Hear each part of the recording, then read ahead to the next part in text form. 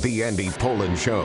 We got to go after this with everything we got, figuring they're going to come with everything they got. I'll start off by saying I'm bored, I'm broke, and I'm back. The Andy Pollin Show on ESPN 630 starts right now. So who is going to be the quarterback for the Commanders when they mercifully finish up the season at 425 in Philadelphia on Sunday? And does it matter? Really? Commanders 8.5-point underdogs, but we don't know who's going to be on the field for either team. Philadelphia's clinched the division. I don't know if there's something to play for, but we'll see how much the starters play there. We'll see who the quarterback is going to be probably on Sunday. I don't think Dan Quinn is going to give us a lot today. And the Ravens, they have sort of backed into a winner-take-all game, and that'll be the last regular season game of the year next Sunday night in Pittsburgh. And they finally woke up and gave Derrick Henry the ball. How about that? How long has Lambeau Field been open? Like 100 years? And nobody from the visiting team has ever run for as many yards as Derrick Henry did on Saturday night? Wow. Just absolutely crazy. But that's where we are as we go into the final week of the season. We always say this every year. My God, where did the season go? You know, it starts in the brutal heat of the summer, and we wind up now in the cold of winter, and it stretches into February. But still, it just seems like it just flies by. And fortunately, we won't have the Commanders to deal with after next Sunday. I want to get to this game to start off. I know it's not local. It does involve the Eagles for whatever that means for the NFC East and the opponent that Washington will finich up the season against. I usually like to start with something local, but I got reaction to this on Twitter, and not surprisingly, it was pushback reaction. But if you were watching the end of the game between Philadelphia and Buffalo, which turned out to be very exciting after a dud for most of the afternoon, Philadelphia was well in control of this game, and Josh Allen looked terrible. I mean, one big mistake after another, and it looked like Philadelphia was going to be able to close out this game rather easily. But it came down to this. It came down to Buffalo scoring a touchdown with a chance to either tie the game and send it into overtime against a Philadelphia team that had done nothing offensively in the second half, or go for two. And they decided to go for two, and I'll get to that in a moment. But the reason that they were in that position to have to go for two, they could have had things worked out as they should have.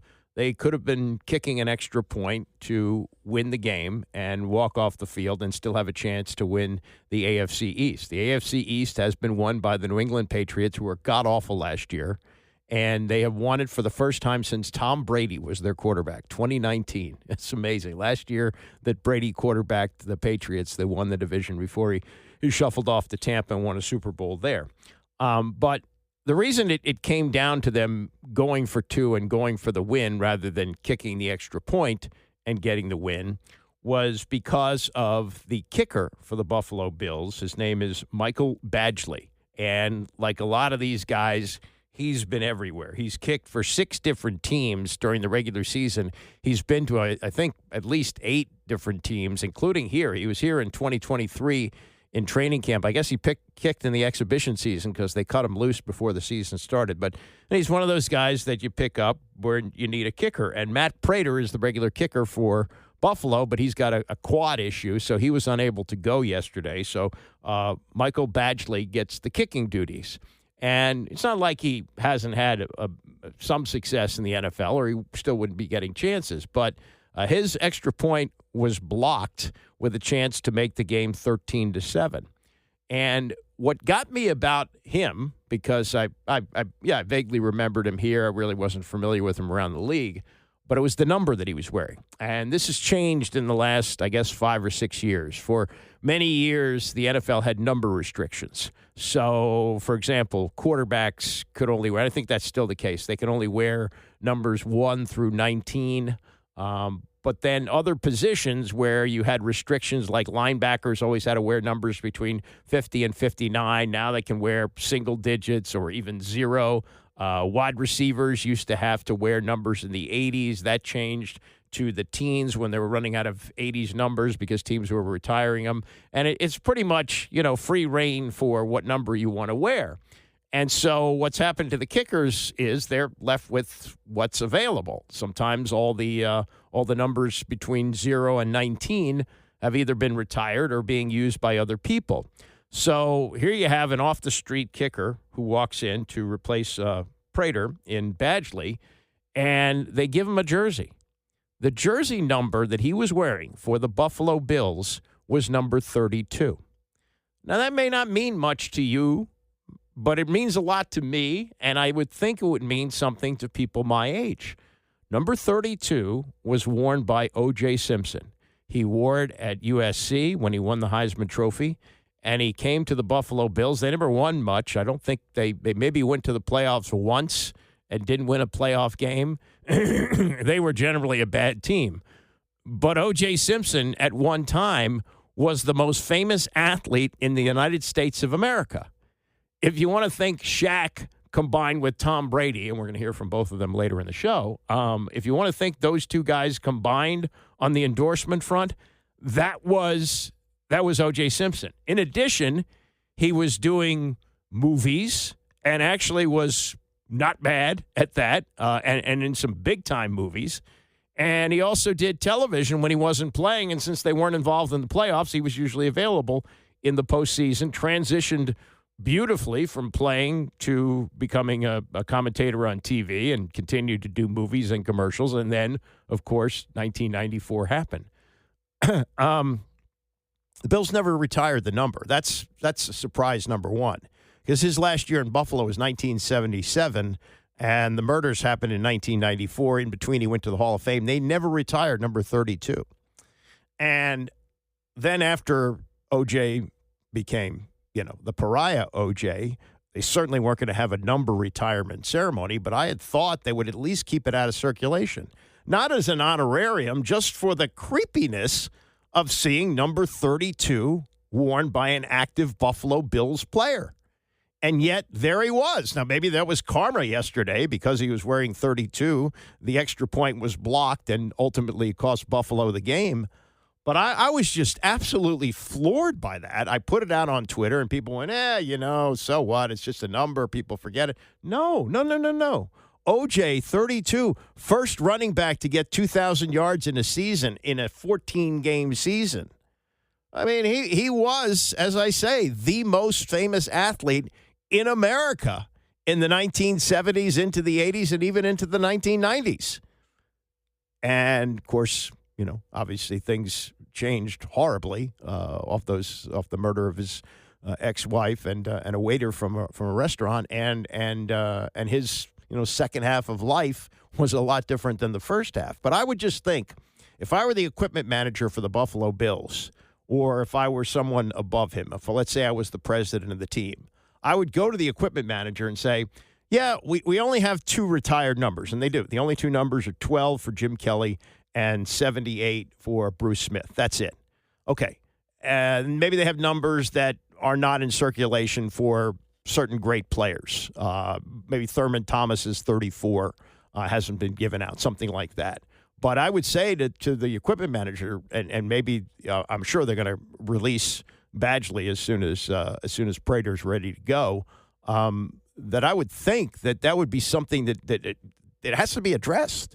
I don't know how the reaction is in Buffalo, but I know as a man in my mid-60s, having watched O.J.'s entire career going back to his days at USC, I just can't think of 32 on a Bills player without thinking about O.J. Simpson and his complicated legacy. And it's just amazing to me to think that number was given out by the Buffalo Bills. I mean, normally, of course, it's numbers that aren't given out for great players or are officially retired. Like, nobody will ever wear number 12 for the Cowboys again with Roger Staubach. Aaron Rodgers, when he went to Pittsburgh, and he's going to be in the Hall of Fame, wasn't going to take Terry Bradshaw's 12, which he wore his entire career with Green Bay. But in this case, the creepiness, it's not the honorarium for O.J. He's in the Hall of Fame. He was a great, great football player, and you could maybe even make an argument he's the greatest running back of all time, or certainly in the conversation. But he's a pariah. He's a horrible, horrible human being, And because of that, I just don't see how Buffalo could give out the number. Somebody suggested, well, they remove the honor by putting it back in circulation. So what? Just the optics of 32 on a Buffalo player, not a good thing. As for the game itself, the decision, and I thought if I were Sean McDermott, the way that Philadelphia had played offense in the second half, that I would have kicked the extra point and taken it to overtime. But that's not what McDermott elected to do. They elected to go for 2 and didn't work out. Want to be aggressive, going for the win. We feel like, only a certain amount of time left at that point, and felt like we had a great call, great opportunity to go win it, and I'm going to be aggressive, so I'm not going to sit back. Did having the kick blocked earlier impact your decision making? Potentially. It wasn't everything, but I trust Josh Allen with the ball in his hands, and I'd do it over again. Well, didn't work out for Josh Allen. He overthrew an open Khalil Shakir in the end zone, and there were some questions about his health as well. He did get an X-ray on his foot. They mentioned it during the telecast that he may have re-injured the foot that was already sore going in. This was the explanation from Allen on what went wrong on the 2-point conversion try. Yeah, I just missed. Rolling left. Got to give him better ball. You guys had a little extra time to decide to go for 2. Just what were those conversations like when you were getting ready for that play? Just getting to a play that we like. Again, it was there, and I got to make it. How much did your foot impact you? 0. Okay, yeah, that's what I say. That's, we had Jaden Daniels say after he hurt his knee that he was fine. He wasn't fine. That was the Green Bay game, which caused him to miss a couple of games after that. Now, he did go in for X-rays afterwards. McDermott said the X-rays were negative. And, the question now when they don't win the division, does he sit out the final game of the regular season to get ready for the playoffs? As far as not winning the division, I mean, that's ever since New England stopped winning when Brady left, it's been pretty much Buffalo, and now they go in as a wild card. No, that sucks, not giving ourselves a chance. We're still in the playoffs, and that's the main thing. How are you feeling in terms of your foot or ankle or anything? Did you get aggravated because of the? I'm good. No, I'm good. Yeah, well, we'll find out. And would it be a surprise to find out that he's playing with some type of injury? I don't know if they're outright lying about a fracture, and I don't know if you could put a quarterback out there, but you don't have him, you got no chance. And this is the year. Now, Drake May, boy, did he step up yesterday. That's true, it's the Jets, but he was just about perfect. He threw 5 touchdown passes in that game and certainly made a statement for MVP. I don't know if he's necessarily going to win, but just a remarkable performance, even though it is the Jets. And now, that's something that would stand in the way, obviously, for Buffalo. But the narrative has been on Josh Allen, if not this year, then when? Because all the times that they banged their head against Kansas City, banged their head against Baltimore, now is the year. Now, Baltimore may get in, and we'll get to that more on that coming up. And it may be either without Lamar Jackson or maybe in spite of Lamar Jackson, which is really something staggering to think about. Guy's been a multiple MVP, and Baltimore, Snoop Huntley may be the guy handing the ball off. Might be a better option for them, but we'll get to that. A little bit on the Terps basketball, and I was flipping over to it a little bit while I was watching the Eagles and the Bills wrap things up. They won last night. I don't know how much you take from this game. They beat Old Dominion by 15 points. They started the game out with a 17-0 run in the first 5.5 minutes of the game. That's the first time they've had a run like that to begin a game, for whatever it's worth, since 2003. But I love Maryland basketball. I'm just having trouble getting my head around this team because there's not much to identify with. I was at the Michigan game, which they lost, and they lost Pharrell Payne, their leading scorer, with what they're now calling a knee injury. It looked, from what I saw, like a calf injury, the way he was grabbing himself down lower, but I don't know. But he did not play last night, and the question is he going to be available for the Friday night game against Oregon as they jump back into Big Ten play? They got 7-6 records. That's 13 games. They've had players miss a total of 26 games with a variety of injuries. So it's a bunch of unknown guys to me anyway, who who get hurt all the time. It's 15 new players. This is college basketball. There's even, and we won't deal with this today, but I'll maybe get to this week. They are now looking at poaching former pro players, guys who there's even the possibility of a guy who played a couple games in the NBA jumping to play second semester in college basketball. It is completely the wild, wild west. But the lineup that they used last night was the seventh different starting lineup since Buzz Williams took over. 11 players have started at least one game with the 15 new players on the team. If I give you the names, they're not going to mean anything to you, but this is what Buzz saw from this newly reconfigured lineup, which he may put in play when they start conference play on Friday against Oregon. I'm not saying that group is the answer, but that group did accumulate more turkeys and more assists with less turnovers than any other group that we have played, whether they were healthy, not healthy, etc. So that's a good start. Okay, that's fine. That's fine. Whatever. The record of 7-6, if you look at it, they're beating teams like Old Dominion. They're getting their doors blown off by good teams, good teams that will be in the NCAA tournament. Doesn't look like that's going to be the case this year. You keep hearing about all these great recruits they got. They got this guy who they call Baba, who's playing, I believe, at Blake. So, maybe that'll be a big difference for him next year. But college basketball just ain't what it used to be.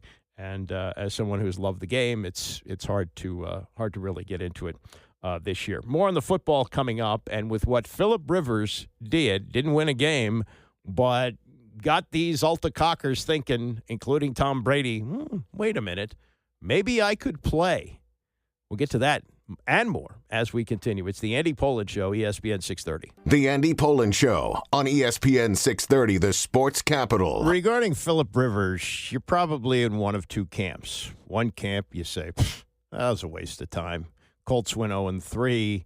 He wasn't able to bring them to the promised land. He's 44 years old. What was the point of it?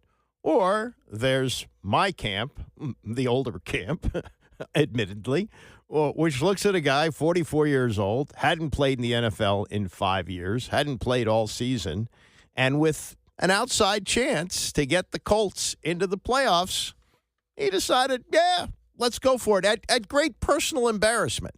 Now, there is sort of pot of gold at the end of the rainbow here for him because as we found out with 10 kids, and I'm sure this is all part of the picture, even though he made a hell of a lot of money playing, that the way the NFL works is 5 years after you retire, you get free medical and free dental benefits for your entire family for 5 years. And with 10 kids, and the oldest being 23, still under the age where she, I think it's a daughter, would have to go out and get her own health care, that was a pretty good thing. And so now that he got back on a roster, the clock resets and he gets 5 more years of free health benefits and dental benefits for his family. Not a small thing, and especially with what's going on now with health care as we get to the end of the year. So there's that. But there's also somebody who left the field with his head up and was headed to the Hall of Fame. I think he would have gotten in this year. That, of course, will reset as well. So now he doesn't become eligible again until 2031 for the Hall of Fame. But he came back, and yes, he went 0-3, but his numbers were not bad. He completed 63% of his passes. He threw for 544 yards, 4 touchdowns, 3 interceptions. It's not going to put you in the Pro Bowl, but that's, better, I think, than they could have expected from anybody else who came in this emergency situation. Undrafted Riley Leonard was their only option, and they brought him in for one play yesterday at the end of the game against Jacksonville to throw a Hail Mary. I mean, that was their only shot as they were down 23-17. So, Rivers goes 0-3, and the outside chance of them making the playoffs dissipated with the loss to Seattle and San Francisco going into the Jacksonville game yesterday. They didn't have a chance anyway. Their division chances, their chances for the playoffs were gone. And as a matter of fact, they're one of only 6 teams to start off 7-1 and miss the playoffs. And Washington was one of them in 1996, and I'll get to that in about 20 minutes. I'll chronicle that. But This was Rivers after it was over yesterday, and he may have taken his last snap because there seems to be a sentiment that Riley Leonard will get the start in the season finale at Houston next week. But, I think it was a fun story. I think people really gravitated to that. I'm old enough to remember when George Blanda, at the age of 43, was the AFC Offensive Player of the Year. Yeah, he was not the starting quarterback for the Raiders, but he kept coming off the bench for an ineffective Darryl LaMonica and winning games, and he was also the kicker. And he would take them down the field and then kick the game-winning field goal. It was an amazing story, and older people really got off on that. That was cool. Rivers was cool this year. And if this is it, when he walked off the field yesterday as he was replaced by Riley Leonard for that last play, if that's it, hey, Geigerson, that's it. If this was the last one, I told you guys I wasn't going to have any regrets about coming back, and I don't. It's other than us not winning, right? Us not winning. It's been an absolute blast for 3 weeks. I wouldn't, if I go back and say, all right, now you know everything's going to happen, what are you going to do? I'd do it all again. It's been absolutely awesome. If it's the last one, it's the last one. I thought the last one was walking off the field in Buffalo, walking up that tunnel, and I was fine with that. And that one had tears those few days after it, and I was at peace with that being the last one. So certainly if it is, I got 3 bonus games that I never saw coming, and couldn't be more thankful that I got the opportunity. That's Philip Rivers. What he said as well was that he's going to go back to his home in Fairhope, Alabama, take over again as coach at St. Michael Catholic High School where his son played. In fact, some of his players were at the game yesterday, Lucas Oil, to say, I guess, farewell to him. And he said, look, I came back to give the Colts a chance here. This is not anything I planned on. And he says, I'll just go back to coaching. I'm sure many watching probably said that's where you belong. I wouldn't say that. And I also would say this. I don't think it's out of the realm of possibility that somebody's going to call him next year, not to be a starter. In fact, if I had a team that was in contention, I would call Philip Rivers and say, look, are you interested in coming in and being the third string guy?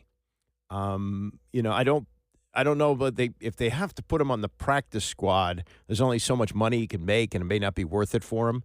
But he might be the kind of guy you'd want around to mentor the other quarterbacks. And if you get yourself in a situation like this, look, Washington's down to his third quarterback. There's a lot of teams around the league. This is the meat grinder that the NFL has, and it's not going away. There's too much money to be had, so they play every Thursday. They play Saturday. They play short weeks all the time, and these injuries mount up. They happen, and we're going to go to 18 games. It's inevitable. So that's just the league. So this might be a trend to keep one of these old guys around. It's coming up. We mentioned the Colts, 6 team to start off 7-1 and miss the playoffs.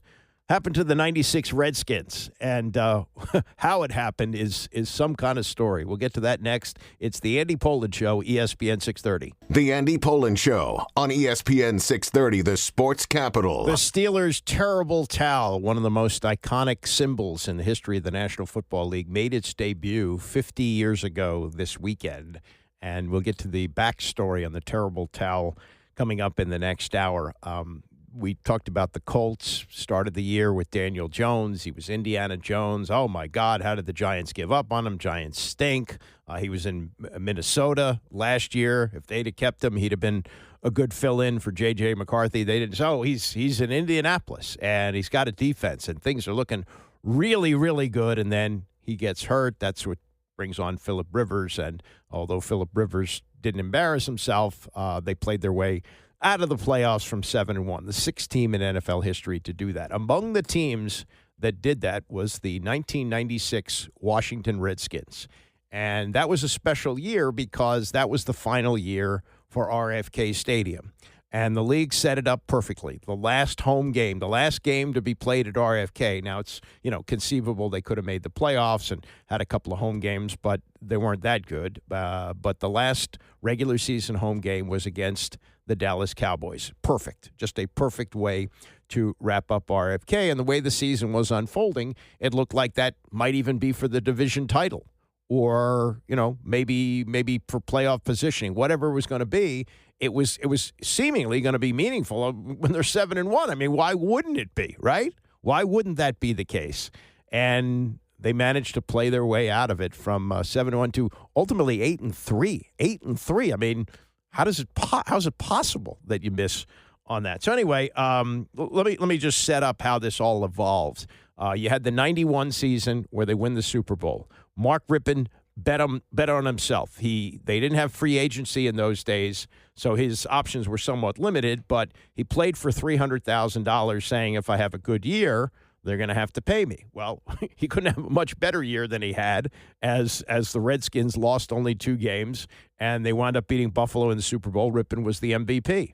But without the leverage of free agency, they played hardball with him, and he sat out.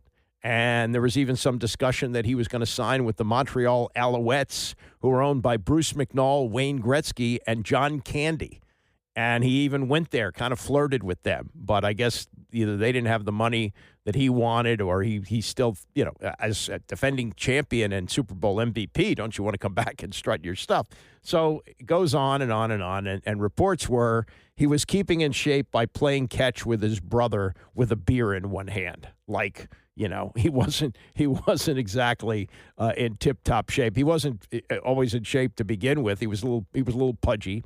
And so they finally get it settled at the start of the exhibition season, and he comes in. He's not in shape, and he has a bad year. I mean, they went 3 or 4 games without scoring a touchdown. He'd been sacked only 7 times the 91 season. 92, he sacked 23 times.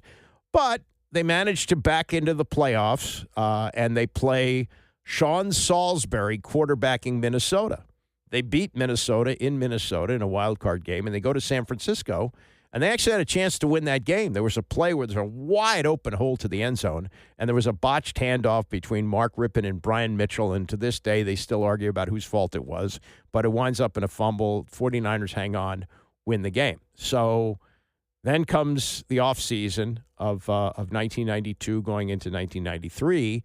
Joe Gibbs doesn't say anything. He wins Daytona in late February, and then early March retires, a shocker. And in comes Richie Pettibone, who'd been the longtime defensive coordinator.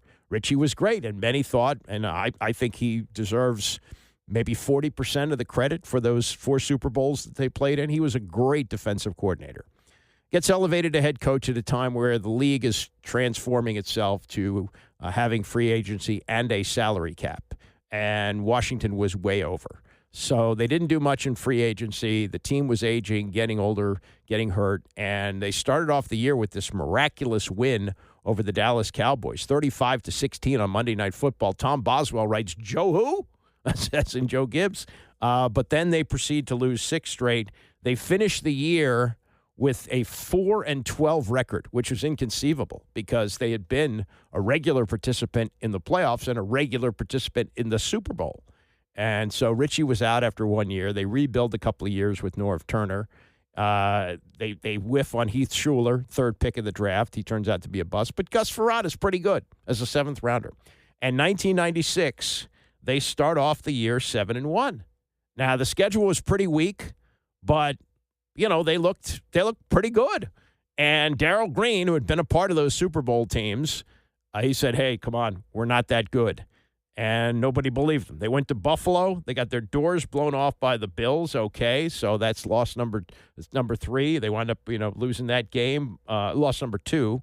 Then they lose to Arizona in a wild game, 37-34 in overtime. Boomer Esiason throws 4 interceptions, but 3 touchdown passes, and throws for over 500 yards. Arizona wins 37-34 in overtime. So it's a 2-game slide, but they go to Philadelphia, beat the Eagles, so they're 8-3. Winning in Philly on the road. Okay, that's pretty impressive. So you think, wow, 8-3. So you played 11 games. You got 5 to go. You win 3 of them. You're in for sure. Maybe even 2 of them, you get into the playoffs. That's 10 wins. What could go wrong? Well, what could go wrong? They lose in overtime to San Francisco.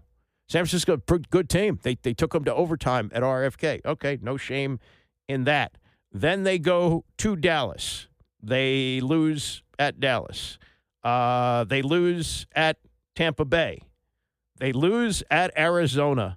And another wild game with the Cardinals, 27-26. They have the game won. Boomer Esiason throws a long pass on 4th down. It's incomplete. But Romeo Bandison is called for a face mask, keeps the drive alive, and Kevin Butler kicks a game-winning field goal. Arizona wins. And at that point, they're out of the playoffs.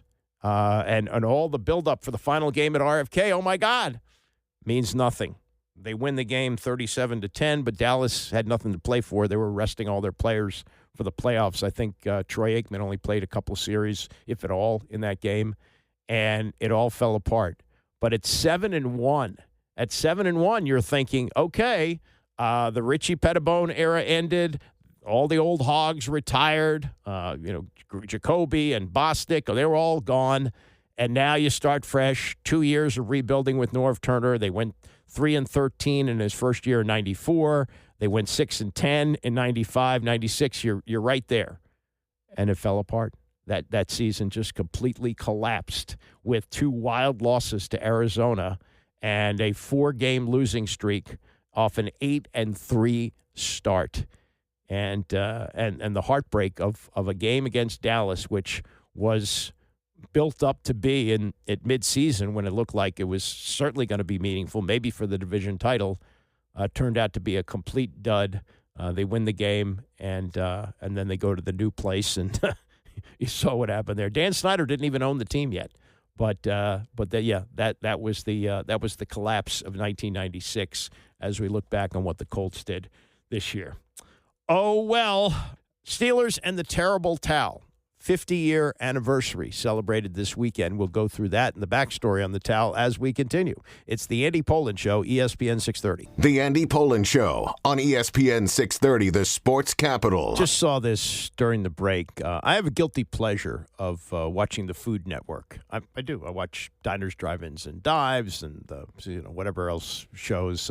Best Thing I Ever Ate. I land on there from time to time and maybe not spend a whole half hour doing it. This Man versus Food show is disgusting. I don't watch that, but there's a lot of different shows that I land on. So I'm looking at this. It's a list that's put out by a site that I guess tracks these things called Boardroom. Who are the highest paid people in television? Period.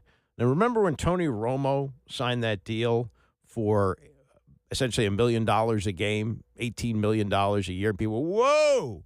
And then Romo was really good at the beginning, like predicting plays, and now he's not good anymore. But at the time, it was like, oh, okay. So everybody needed to jump on that, and that helped to get others paid, like, Joe Buck got a big contract off of that, and others. But the number one paid television person, period, Tom Brady, $37.5 million. You knew that. I didn't realize that made him the highest paid, but okay. Paying anybody more than that is insane. Guy Fieri, the Diners, Drive-Ins, and Dives guy, I think he pronounces it Fieri, but it's spelled Fieri, is paid $33 million a year. Bobby Flay, another food guy, $33 million. Gordon Ramsay, food guy, $33 million. John Oliver, who does like that, satire show on HBO, $30 million. Wow. Judge Judy. Is Judge Judy still doing shows? I thought she retired. They list her at $30 million. Ryan Seacrest, $29 million. Michael Strahan, well, he does Good Morning America too, but Michael Strahan, $26 million. I imagine that's the combined of Good Morning America and the Fox show. Sean Hannity, $25 million. Rachel Maddow, $25 million. Robin Roberts, $25 million. Savannah Guthrie, $24. Kelly Ripa, well, she owns that show, I think. That's $22 million. Charles Barkley, $21 million. Stephen A., $20. Pat McAfee, $20. Troy Aikman's making 18. Romo's making 18. Hall of Fame quarterback. And another amazing. Anderson Cooper, 18. And Steve Harvey, $17 million. So top five, it's either sports or food. Two things that I really like. That's really cool.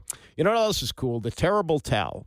And I actually visited Pittsburgh a couple of times with my son. Once when he was considering going to Pitt after high school. He wound up going to Indiana, but we did make the accepted students visit, and we saw where they sold the Terrible Towels. And at that time, that's like 2000, I think. They were selling for $15 a piece. I don't know what they sell for now. And I was there another time. And yeah, you really get the sense of how much the towel means to the city, not just the football team, but the terrible towel that goes along with it. Anyway, the Steelers do these documentaries about the team, and they are hosted by their Hall of Fame receiver, Lynn Swann. And so the latest is on the terrible towel, which celebrated its 50th anniversary over the weekend, with Lynn Swann narrating this half-hour documentary. And you're going to hear in there the voices of Myron Cope's daughter, Elizabeth. Roger Goodell is in this. Dan Rooney is in this, as is Dan Joseph, who wrote a biography of Myron Cope. And Myron Cope was a local legend in Philadelphia. You know, we had during the heyday of the Redskin broadcast, Sonny and Sam, two Hall of Fame players and teammates, and the chemistry that they had. Well, Pittsburgh had Myron Cope with the Yinzer accent that he had. He'd been a local sports writer transitioning to doing radio and television. And this is how the invention of the terrible towel came about 50 years ago this weekend. An award-winning magazine writer, Myron joined the Steelers radio broadcast team in 1970 with no real on-air experience. The Steelers are a team with a lot of character. And remained the team's color commentator for the next 35 years. Tremendous. It's a two-handed catch, but he had to leap higher than the goalposts in order to get his mitts on that football. He said he knew nothing about it. He just talked when they told him to talk and, shut up when they said to. He did color analysis and, emphasis on the word color. Noel said, improvising, I don't want jazz musicians, I want classical musicians. But if he was improvising there, Noel, take it. Play that saxophone, Bobby. There was no one like him. He just, he was funny. He was just really funny. Andre Waters, who has been known to be sort of an uncouth guy on a football field, was nothing but a fly on Eric Green's right shoulder. Pittsburgh people gravitated towards the way he described people, plays, situations. A drive that went so fast you hardly had time to blink. He's a Yinzer, he's a Pittsburgh guy, and he talked Pittsburghese. Myron Cope was just synonymous with the Steelers. He related to his community in an incredible way. Just a unique character who had a unique voice. Some people say he didn't have a voice for radio, but obviously it worked. Football League playoffs going up against the Miami Dolphins. The unmistakable voice became his trademark. A high-pitched squawk crossed with his signature rasp, like sandpaper on gravel. That was a shovel pass, appeared to me, He got the old coal, to throw the coal into the bin, their business to Hodge. And Hodge goes in, nothing but a nice day around him. He said, my voice is not what you think of as a broadcasting voice. It tends to cut through concrete. It was kind of a perfect voice for an industrial city that was used to the noise of mills and factories and things like that. How'd you like to be Tunchel Gunn? He's going to celebrate his 34th birthday tomorrow. Oh my God, he spoke so loud. He could crank the volume up to 11 and the enthusiasm up to 12. It was a voice you could not possibly ignore. He became the indisputable voice of Pittsburgh, delivering commentaries on local news, hosting a radio talk show, and creating his own language along the way. He had his own phrases and sayings, of course, the yoy, and that came from the Yiddish expression oy vey. Yoy and double yoy. Ma, or yoy, or double yoy. Around the house, he didn't sound like that. He was actually very quiet in his personal life. Very quiet, very sympathetic. He always was trying to help people out and give people money. Just truly cared about other people. The new Super Bowl champs, the champs of the National Football League. A year after winning our first Super Bowl, we came into the 1975 season as defending champs and earned home field advantage throughout the playoffs. The city was buzzing, and a couple of weeks prior to our first playoff game against the Colts, Myron was called into a meeting with his bosses at the radio station. The general manager at WTAE Radio was Ted Atkins, who was a brilliant programmer And so he went to Myron. He said, I want you to come up with something that the fans would be excited about and they could rally behind. And he told Myron, he says, I want you to come up with some kind of gimmick so we can promote stuff, on the air. And Cope says to him, he said, I'm not a gimmick guy. So I said to them, I'm not a gimmick guy. I've never been a gimmick guy. And they said to me, your contract comes up for renewal in a few months. And I said, well, let me see if I can think of a gimmick. The story goes that Myron said maybe fans could bring something lightweight and portable to show off at the game. A sales manager named Larry Garrett was also in the meeting. And it's Larry Garrett who says they could bring towels, something that everybody has. And Myron, inspiration hits him, says, we could call it the terrible towel. It was Larry Garrett who suggested the idea of a towel, but Myron was the one who took it and ran with it. He was so good at transmitting the enthusiasm to fans and making them want to be part of the action, the community. When I went on the air, on TV and radio, they had 2 weeks, for me to get this done, throwing towels around and saying to the fans, bring a yellow, gold, or black towel to the game, will you? If you don't have one, buy one. You don't want to buy one, dye one. Just any face towel or something like that. I didn't think people would actually listen to Myron's call to action about bringing these towels in. But Steelers Nation did listen. In fact, they made history.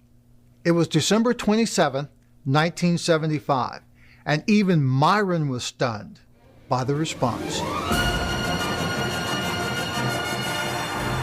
So, what do you know? The team comes and appears in the tunnel for the introductions. From nowhere come like 30,000 towels.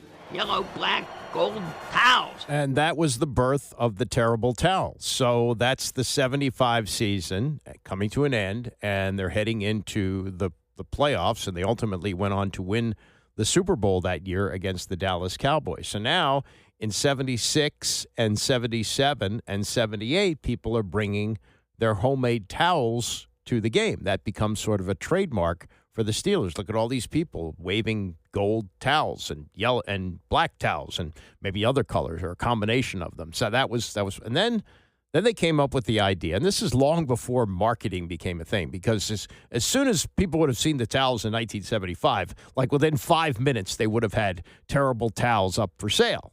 But somebody came up with the idea during the 78 season that they would have terrible towels for sale.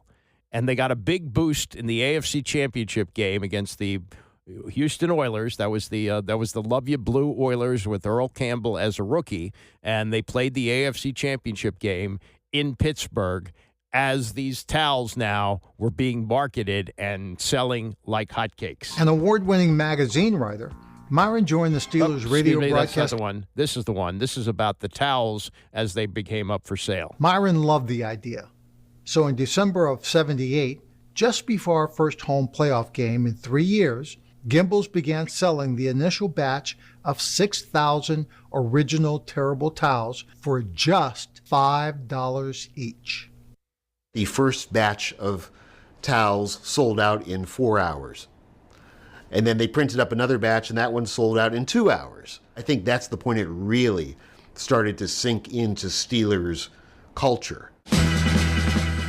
The next week, we were hosting the AFC Championship game against the Oilers. When we got to the stadium, we saw that the team had put an official terrible towel in every locker. I grabbed mine and took it with me as we were waiting to be introduced. I could feel the crowd's excitement. I had this towel, and I was kind of flicking it on my leg. I saw fans standing up, and so I started waving the terrible towel, twirling it over my head, and all of a sudden, everyone in the stadium was doing it. And I just continued waving my towel as I was introduced. He jumped about 10 feet in the air waving this towel, and the whole stadium went crazy, of course. I can remember, I can see it being pictured now as he's running out the field waving that towel. And the fan base went nuts. This fan, wearing only 2 terrible towels, streaked onto the field before the game. That's right. Oh, yeah, I forgot about that. They were trying to tackle him. And I thought that was great. Maybe that was the official buy-in by the team and the fan base that the terrible towel was now all of ours. Myron Cope came up to me years later and thanked me, saying that was the beginning. That moment when I ran onto the field, waving the towel, was a seminal moment in the terrible towel's history. And that was, 45 years ago, right? Almost 46 years ago when Lynn Swann did that, and the terrible towel is now associated with the Steelers. Now, the interesting thing was, as the Steelers faded after the 4 Super Bowls in the 80s, so did the terrible towel. It made a comeback in the 90s. Remember, they had those great teams, and the team that went to the Super Bowl lost to the Cowboys. Terrible towel made a comeback. At that point, marketing had really ramped up to the point where Myron Cope had trademarked Myron Cope's terrible towel, and he got trademark rights. And what he did, he's passed away, died in 2008, but he put it in his will that all the money that's generated from rights to the terrible towel goes to the Allegheny School. The Allegheny School is where his son, who has special needs, he's nonverbal, his son, I guess he'd be labeled autistic, I'm not sure, but he has lived most of his life in that school, and the proceeds from the terrible towel have totaled over $10 million to go to that school. And while Myron Cope and his family could afford to have his son Danny there are many families that can't, and they don't pay a thing.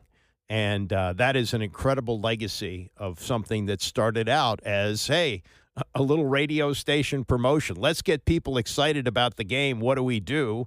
And they came up with the idea of the towel, which Myron said, yeah, let's call it the terrible towel. And it took off to the point where that is as much a part of what the Steelers' legacy is all about as anything else. And it's a great story. And it's a story that has this heartwarming ending where all the money that's reached. And I've seen it myself. I've seen these towels stacked up. They were $15 a piece 15 years ago. Maybe they're 20, 25 now.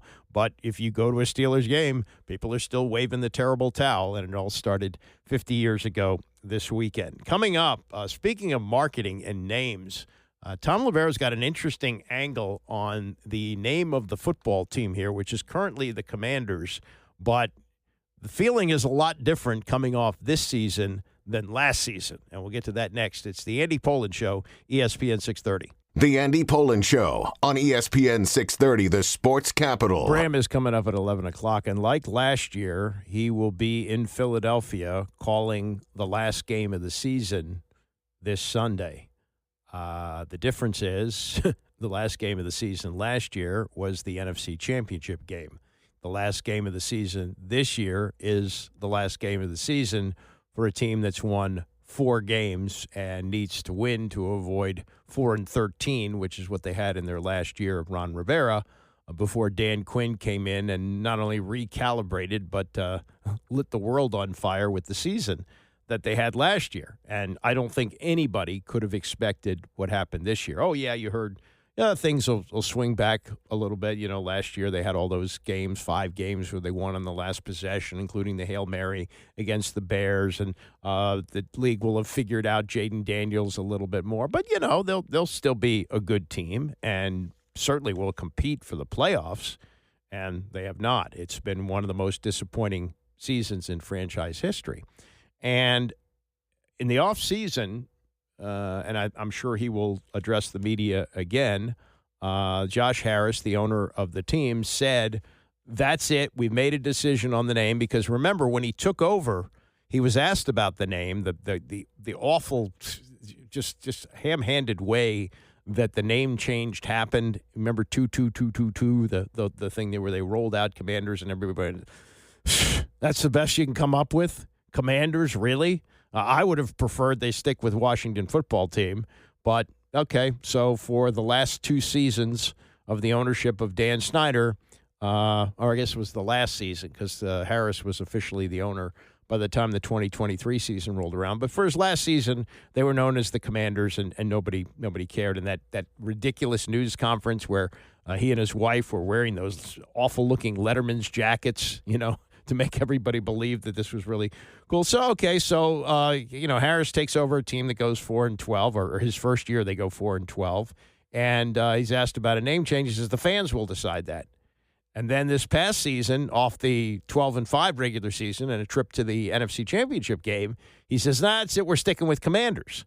And I think most people thought, well, they've turned the page, that Dan Snyder's gone, team's good again, they got a franchise quarterback. Okay, we'll live with Commanders. That's okay. It's not, it's not the heritage name that people grew up with like Redskins, but that's okay. At least they got a good team. And, also they're going to bring back the throwback uniforms for some games. Okay, yeah, the good feelings are back. Well, this year, you have a stinky year. The price of the tickets goes up. They went up an average of 11%. And the name situation is back in play.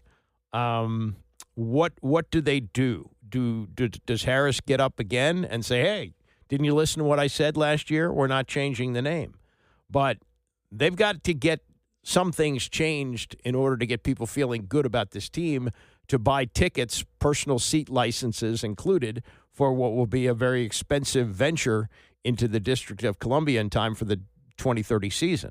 I've seen some of the rollout on this, and personal seat licenses are going to cost $25,000 a piece.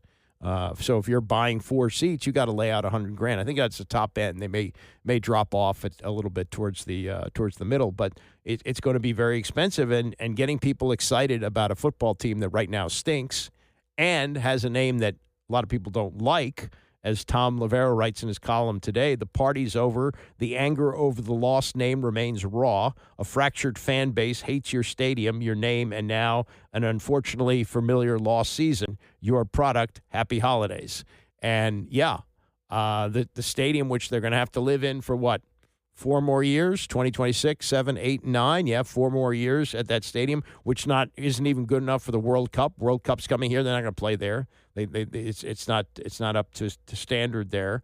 And as Tom writes in his column, he says about the name, he said it was a burr in the ownership saddle for 60 years or so until finally faced with corporate sponsorship pressure, nervous NFL forced the team to drop the Redskins name in 2020. And here we are with this. So, it was all quieted last year with the winning season. Now that you've had a typical season of the Dan Snyder era, a 4-12, or it could be 4-13 if they lose and they're 8.5-point underdogs on the road on Sunday, how does it come back? Now, I don't think Redskins is ever coming back. That's never going to happen. Could Commanders stay? Yeah, it could. I've always hoped that they would go back to Washington football team. I think that makes the most sense. And then they've got the logos situation. When you see those throwback uniforms, which they wore on Thursday in the Christmas Day game against Dallas, you start to get feelings of, okay, that's that. But then you look at the helmet, and the helmet still has that W on it. It's not the worst logo. It was apparently designed by Dan Snyder's wife. They've tried to erase everything associated with Snyder. But it's not the profile of the Native American, which was designed by William Blackhorse. I forget the name, but it was designed in 1972 for George Allen. And they had switched over from the yellow helmets with the R, which was what Vince Lombardi had wanted because it was similar to what the Packers had. And that was the logo from 1972 all the way through the 2019 season. And in order to get the vote through so that the federal land that the stadium sits on and the new stadium will sit on once RFK is totally torn down, in order to get that through, they had to pacify the family of the designer of the logo. And they had to say, well, we're going to have a display in the stadium, which they now have. Is it possible that they could bring back that logo and put it on the helmet, just not call them the Redskins? I think it's possible. I don't know if it's likely, but I think that would get people excited again, because right now they rebounded back pretty quickly to what they were in the past. And people want to move on from that. And a name that was never really wanted in the first place now hangs over it like a stench for a team that right now stinks. Can they come back next year and be healthy? And we've seen it. Teams like the Patriots and for a while the Colts have these great rebound seasons. Even Houston is playing much better now with C.J. Stroud, with questions about his second year drop off and so forth.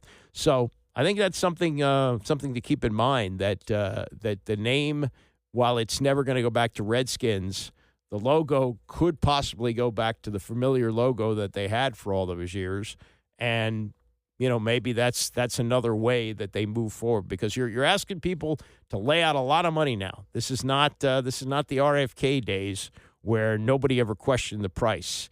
Now it's all about selling luxury suites. It's all about selling high-end tickets, and it's a different circumstance than it was. All right, that's enough pleading for today. Bram is coming up next, and I'll see you back here tomorrow morning at 9 a.m.